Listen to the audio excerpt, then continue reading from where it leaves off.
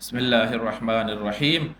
حدثنا أبو الوليد قال حدثنا شعبة قال أخبرني عبد الله بن جبر قال سمعت أنسا عن النبي صلى الله عليه وسلم قال آية الإيمان حب الأنصار وآية النفاق بغض الأنصار. آپ صلی اللہ علیہ وآلہ وسلم نے فرمایا کہ انصار سے محبت رکھنا ایمان کی نشانی ہے اور انصار سے کینہ رکھنا نفاق کی نشانی ہے۔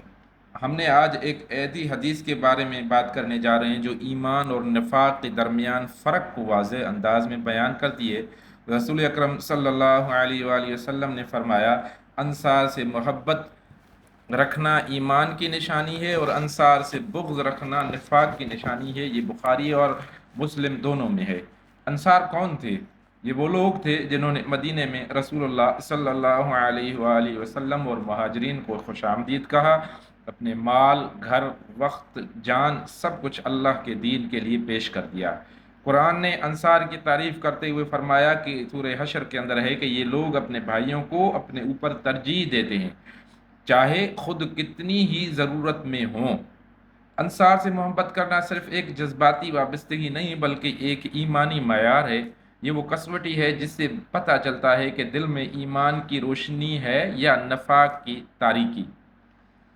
جو شخص انصار سے محبت کرتا ہے وہ دراصل اللہ کے دین کے مددگاروں سے محبت کرتا ہے، اور جو ان سے بغض رکھتا ہے اس کے دل میں کھوٹ ہے، نفاق ہے۔ آج ہم خود کو دیکھیں، کیا ہم انصار کی سیرت سے محبت کرتے ہیں؟ کیا ہم ان کے جذبات اور ایثار کو اپنانا چاہتے ہیں؟ اگر ہاں تو یہی ایمان کی علامت ہے۔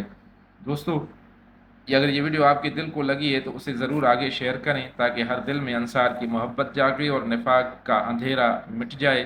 اسی طرح کی دوسری احادیث کو بھی سننے کے لیے ہمارے اس چینل کو سبسکرائب بھی کریں، بیل کے آئیکن کو بھی دبائیں۔ اللہ تعالی ہمیں نبی علیہ الصلوۃ والسلام کی سنت پر عمل کرنے والا بنائے اور ہمیں انصار جیسے مخلص، ایثار والے اور دین کے سچے مددگار بنائے، آمین۔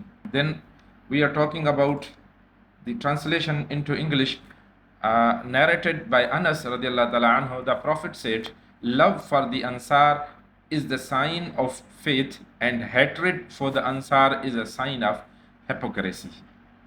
Assalamu alaikum wa rahmatullahi wa barakatuh.